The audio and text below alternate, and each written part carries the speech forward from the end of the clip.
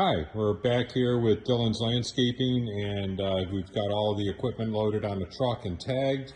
And now we're going to show you exactly how to transfer this equipment to truck number 5. So we're going to go ahead, open up the app, hit transfer.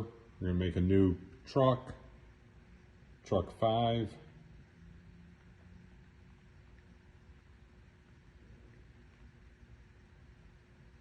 We can go ahead and we added truck 5 there, and now we're going to transfer the equipment to it. We're going to choose yep. Want to use the reader, and watch how easy it is to scan it and allocate the equipment to the job, to the truck. We got our 14 pieces of equipment. All items on there are there.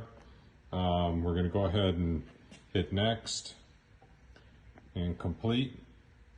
And we've now added all these pieces of equipment onto this truck in less than, 15 seconds.